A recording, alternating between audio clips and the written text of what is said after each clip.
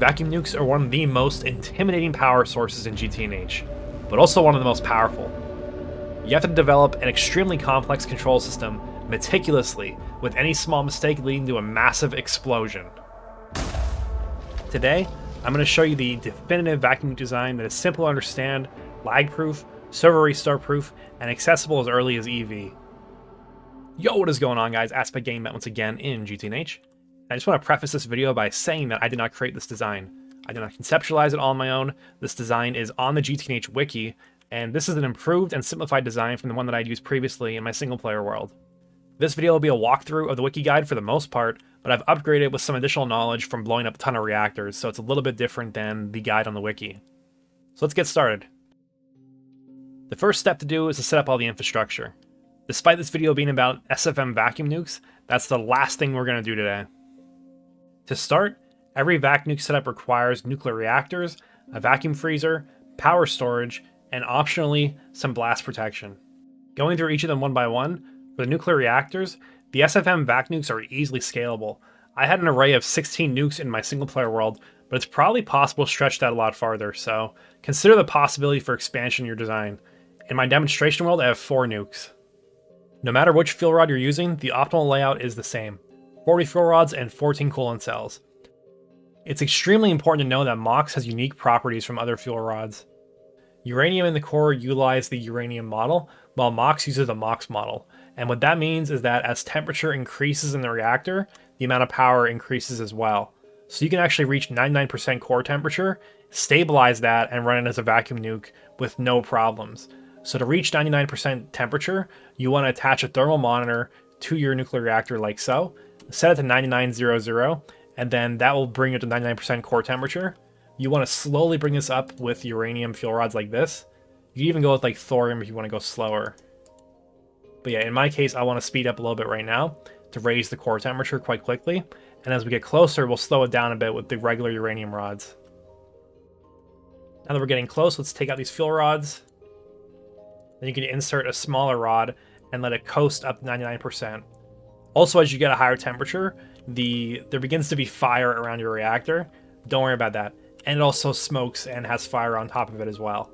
Perfectly normal, I promise. It's really important not to overshoot this. If you do, you're going to accidentally explode the reactor. So make sure you go very slowly up to 99%. And as soon as it reaches it, this will deactivate, like so, and then we're done. So we can remove this, and we're now ready for MOX. For the vacuum freezers, use the highest available energy hatch for your tier. There's safety interlocks built into the SFM system to make sure you don't explode the reactor by lack of coolant, but just build it big enough that you don't have to worry about it in the first place. The power storage is pretty simple. This is most commonly a Laplatronic supercapacitor. If you're at EV, you can use a battery buffer. Now for the blast protection, I recommend using warded glass from Thaumcraft. It's pretty cheap, and then you can also use the warding foci if you want regular blocks inside of there. But I like the warded glass because it is impenetrable and see-through. So additionally on the top here, I have cables going through the reactors. To secure this, you want to loop the cable through with like a little L shape like this, and then you also surround the cable with warded glass. So I'll make a little bit of a shape like this. Just cover all faces of it, even the bottom is covered. And then also fill in the top like this. This should keep the explosions from leaking out, and if you do have an explosion, it'll only take out all the blocks in the top of the reactor. This is an arcane door. These are impenetrable as well, but the problem with these is that there is a chance that if you open the door and you happen to have an explosion while the door is open, it will leak out and destroy your base. So a better way to do this is just have a travel anchor inside of there and just teleport to it and then not have a door. The doors do look nice though, so up to you. I will now prove my warded glass setup is completely impenetrable. I have surrounded this with a layer of dirt, and I will introduce a fatal flaw on purpose to the system. So I will remove a reactor. So now it won't be able to swap coolant in and out of that reactor. So if I turn the machines on, it should blow up in just a moment. Yep, there it is. As we can see, there is no damage to the dirt casing. Before we move on, I think there's a good chance that you're not very familiar with Steve's Factory Manager, so let's go over it a little bit. So SFM is logistics mod. We're going to use it to automate the I/O and the on and off status for the reactors. The most important block for the setup is the machine inventory manager. This is where the program lives that actually controls the input and outputs of the reactor. I'll go over this more in depth in a later section, but just for now, that's all you have to know. So the machine inventory manager is connected to other inventories by inventory cables, and then we have redstone emitters and redstone receivers. Redstone receivers receive a redstone signal, so this is from our control circuit. This turns the reactor on and off. Redstone emitters are outputting a redstone signal, and every reactor has a redstone emitter on top of it, but they look a little bit different. And that is an important detail because if you're using high temperature reactors like the MOX reactor, it destroys and burns blocks around it. And that includes the regular SFM blocks like redstone receivers and inventory cables. To get around this, make advanced cable clusters. These are more durable, but to place them, you have to combine them with another block. So in our case, we'll combine it with a redstone emitter, and then we're going to be able to place it. Now that you've made your redstone emitter advanced cable clusters, place one on top of every reactor and connect all the inventories you're going to be using up with this inventory cable. It must be connected with inventory cable for the machine inventory manager to be able to see it. So in the front here, we have a bunch of inventories I'm going to be using later on. These are all touching the cable, as well as every emitter. Now let's move on to part 2, which is the external control circuit and I/O. We need 2 ME interfaces and 2 compressed chests to manage our coolant loop and fuel rods. The light blue subnet is for the vacuum freezer coolant loop. Hot coolant is deposited into the hot coolant buffer chest, and this buffer is an improvement that I made to the design, because if you lose power to the subnet without a large enough hot coolant buffer, your reactors will fill the buffer and explode before the low coolant safety interlocks can activate. This makes the design more server restart proof and also mistake proof. The hot coolant buffer chest has a huge electrum ida pipe and an IV conveyor module set to import mode on it. The hot coolant is then sent into the coolant loop subnet. There are only 2 valve storage locations in this network, a storage bus on the input bus to the vacuum freezer and a storage bus on the coolant storage compressed chest. The hot coolant will travel to the input bus of the vacuum freezer, which is unfiltered and on priority 0. The output of the vacuum freezer goes to an ME output bus, which sends it back into the subnet. The storage bus on the coolant storage chest is filtered with your coolant cell of choice, set to insert only, and set to priority +1, so only the fresh coolant travels here. The red network is your main net. You will automatically provide fuel rods from either a passive setup or an ME level maintainer through this interface. And ensure that the hot coolant buffer, coolant storage, and mainnet all have inventory cables directly touching them so that the SFM network can see them. And just to reiterate, for SFM, we're going to have a redstone emitter plus advanced cable cluster touching every reactor on top, a redstone emitter on the side, which is going to act just as an indicator light for you, and a redstone emitter somewhere else that is going to act as an alarm. And finally, the redstone receiver, which is going to be interacting with our control circuit. The external control circuit consists of additional interlocks that must be cleared to turn on the reactors. The bare minimum control circuit consists of a redstone receiver connected to inventory cables and a NOR gate with 2 inputs. One of them is the manual override, so we can work on the reactors without the system suddenly starting up. The other input is from your power storage. We can monitor the energy level of the power storage with an energy detector cover. Place it directly on the LSC controller, set it to electricity storage mode, and set it to like 95%. To make it connect to the red alloy wire, you have to hit it with a soldering iron to make it output a strong signal. This powers the whole block it is facing into, allowing the wire to light up. The third leg of the NOR gate is optional but could be useful. I'd only recommend this if you're an absolute beginner of vac nukes and you're starting with uranium vacuum nukes. You can monitor the heat level of the reactors with a thermal monitor, and if you start accumulating any heat, you can transfer that signal to this part of the control circuit, and it'll allow you to debug the system without having to blow up your reactors and rebuild everything. On the back side of my circuit, I have another small circuit which is an alarm. This consists of a redstone emitter, NOR gate, and a howler alarm. On the NOR gate, leave open a spot for a lever so you can acknowledge the alarm. However, I recommend physically removing the lever until it's needed, so you don't accidentally permanently silence the alarm. For the final and most important part of the I/O, we have the power cables, and this can be a little bit difficult to choose the right ones, so let's dive into this. Alright, don't get too excited. We're taking a field trip to Google Sheets right now. I had to gather my information here to keep everything in line. It's not really possible to explain it while showing the Minecraft gameplay. So to explain the power loss with IC2 nukes, there's 2 situations.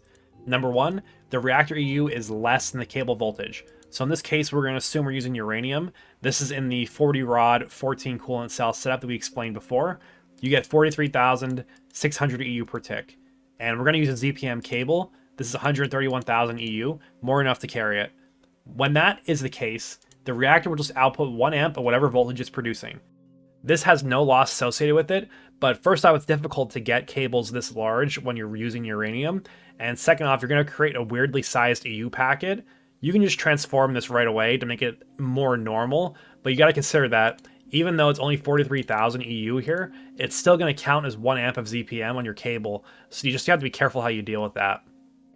The second situation is when the reactor EU is more than the cable voltage. So in this case, we're going to say the reactor EU per tick is the same as uranium, 43,600. And in this case, we're going to mention that we're using HV cables, which are 512 EU. So when that happens, the reactor will output multiple amps in the cable's voltage, but it will round down. In our example, this means that we're producing 85 amps of HV, and we're losing the leftover 0.16 amps. I organized all this information and more in a table below. Let's take a look at that. So what we have here is the 3 different most common fuel rod types. That is uranium, MOX, and the core. We have a column for units. All the units that are adjacent to the numbers belong to those numbers. And we have the loss calculation. This is just the formula that's inside of the EU loss to rounding. We'll start with the uranium section. This is unlocked in EV, so it's reasonable to say you have HV, EV, and IV cables to choose from. So what we have here is 85 amps of HV, 21.29 amps of EV, and then 5.32 amps of IV. From the loss calculations, HV is the best. You barely lose anything, but the problem is the only way to do this is with 16x HV superconductors. That might be difficult to get in EV, but if you really want to go for it, it's possible, it's just difficult. And you can just go up to EV and lose a little bit more EU and just make more reactors. It's not that difficult to scale it. And using IV, the loss becomes quite large, so it's better to transform up rather than start with the IV cables right off the reactor. Now moving on to MOX, the EU output increases quite a bit. So what we have here is we can choose between EV, IV, LUV, and potentially ZPM as well, but there's some caveats with that. And as we mentioned earlier, there's some interesting things going on with ZPM cables in general at this point in the game. So for EV, we have 52.94 amps of EV. This can work with 16x TPV cables or 8x EV Supercon, and you just transform it up to transport it around. The loss is similar with IV, so whatever's cheaper for you, you can just go with whichever one there that you like better. You get to save money on a transformer, whatever, up to you. But if you're going to use LUV, you lose a ton of power. Don't be doing that. With ZPM, you can contain this whole amp, but again, the ZPM cables can be a little bit difficult to get at this point in the game. I think you can get Signalium if you really try, but for the most part, they're difficult to get, and we're going to be dealing with that weird situation again where we have an uneven ZPM amp, and we need to transform that right away, or send that to our power storage right away to make it a more even amp that is not going to be acting strange in our system. And finally, we have the core. This is making almost 5 million EU per tick. It is a massive increase over MOX, and if you just reuse your infrastructure, you are so set. And what I like to use for this is I just use ZPM straight up. You're going to lose almost a whole ZPM amp, but I mean, it's 2.6% loss compared to these massive amounts of EU, and you already have like 16 reactors ready to go online with it. Doesn't really matter. And at this point, also, this is more than enough to get you to like NAC fuel or fusion power, whatever you want to do after that. If you're curious, just real quick, did a calculation for UV power. It's really not worth it. The loss gets to be a lot larger, especially with these bigger cables. Finally, we can move on to everyone's favorite mod, Steve's Factory Manager. The Machine Inventory Manager GUI can be confusing at first, but we'll take it slow. So on the left are buttons that create different commands, and these are variables or different functions that make up the larger program. The relevant ones to our setup are triggers, inputs, outputs, emitters, conditions, and variables. Let me provide a quick overview of all these first. The trigger starts the program. The variables are combining multiple storage containers into a single unit. The conditions are allowing us to check different inventories for a specific type and amount of items. The emitters utilize the redstone emitters to emit a specified redstone signal from 0 to 15. Inputs search for a specific item in a specific location. And outputs move that specified item to another output location. This program is broken up into 4 main sections: the variables, the safety checks, the coolant swaps, and the fuel rod swaps. There are 6 variables to set up: the reactors, emitters, fuel rods, coolant in, coolant out, and safety. For the reactors, set this as your orange variable. Select all the reactors in the containers section. And in general, if I don't touch the other tabs, There's nothing to change there. So container types and connections are not relevant. Moving on to emitters, set this as your red variable. And you want to select all the emitters except for the alarm emitter. You can verify what emitters you select by the coordinates shown here. For the fuel rods, set this as your green variable. Select the interface that is part of your main net, and once again verify with the coordinates that you selected the correct interface. For coolant in, set this to be your light blue variable, and then for the container, select the coolant storage compress chest. For coolant out, set this as your pink variable, and select the container that is the compress chest for the hot coolant buffer. For the safety variable, set this to be your white variable, and select the emitter that is going to act as your alarm emitter. Now onto the safety checks. This section begins with a trigger that will start the sequence, and when you add the trigger yourself, it's going to look quite different from this. So this has 4 prongs. What you have to do is add in a new trigger, go to connections, and set it to redstone controlled. This allows it to pick a redstone receiver. And in our case, we're going to choose the redstone receiver that is part of our control circuit. It should be the only one. By default, this trigger should have an interval of 1 second, just verify that. And then from here, there's 2 paths. On low pulse, we will shut down the process, but this is a normal shutdown. And here we have a pretty common mechanic for SFM. When you click on this first tab, you'll see all the blocks that are available and applicable for that section. What you want to do is delete that and type .var. Now we can see our variables.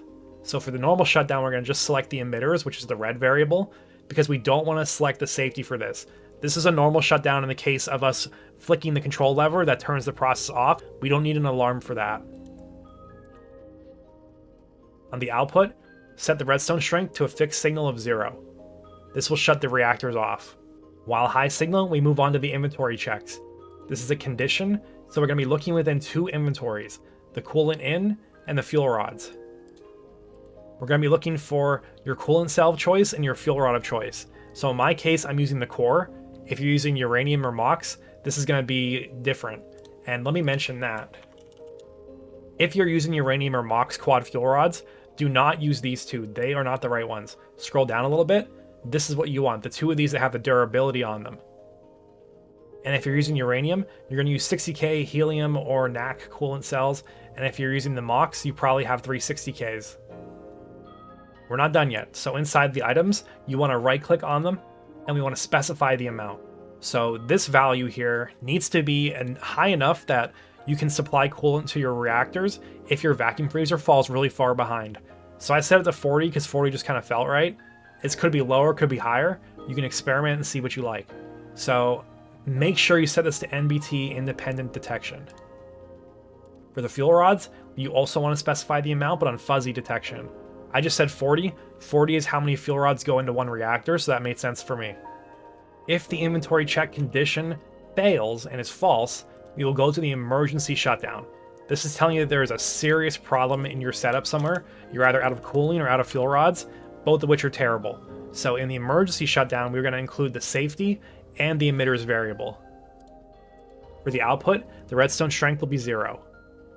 If the inventory checks pass and are true, we'll move on to enable the reactors. So in the emitters tab, we'll select the safety and the emitters variable. And in the output, the redstone strength will be 15 to turn the reactors on. Now we'll move on to the coolant loop. So we have 2 inputs and 2 outputs for this section. The hot coolant input is searching inside of the reactors variable for expended coolant. So because I'm using the core, I have a ton of these here. So I filled up the entire whitelist with different durabilities of the 1080K SP coolant cells. Every single one of these, this must be done meticulously. You have to manually set the damage value and set every one of them to NBT independent detection. If you mess up one of these, this will explode reactors. If you're using uranium, you don't need nearly as many. You can get away with 2 rows for uranium, 3 rows for MOX. Once that's set up, this next block, which is an output, is going to move the hot coolant, and it's going to move it into the coolant out variable. We'll then use another input block to search for the fresh coolant.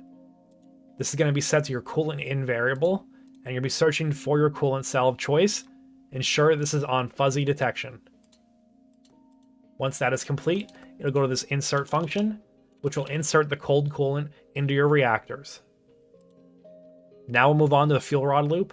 This follows a very similar pattern to the coolant. So first off, we have an input. This is going to be searching for your depleted rods. This is searching inside of your reactors and is looking for depleted the core. Specify the amount with NBT independent detection. Set it to 1. From there, we're going to remove the depleted rods. So this is a output function. We're going to select the inventories, that being our fuel rods. This is our main net. You're going to send these back to the main net so you can recycle them or process them down however you want. Make sure to put on the whitelist. We're going to whitelist depleted the core with NBT independent detection. So now we must identify the new rods. We have another input-output function like before. On the new rods, you're going to be searching inside of the fuel rods variable for your fuel rods. So in my case, it's the core. Set this to fuzzy detection. Once we've identified the rods, we have another output function, which is going to insert those rods into our reactors.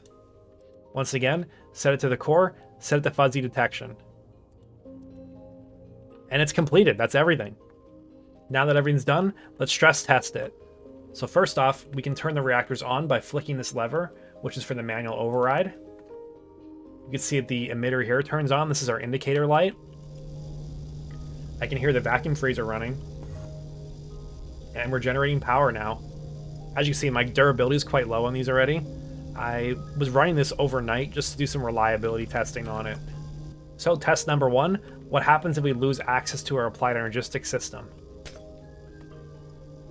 We should see coolant start to accumulate very quickly in this chest. And we'll hear the alarm in just a moment, probably. Yep, there it is. And you can see we actually pulled 9 coolant at a time. My limit is 40.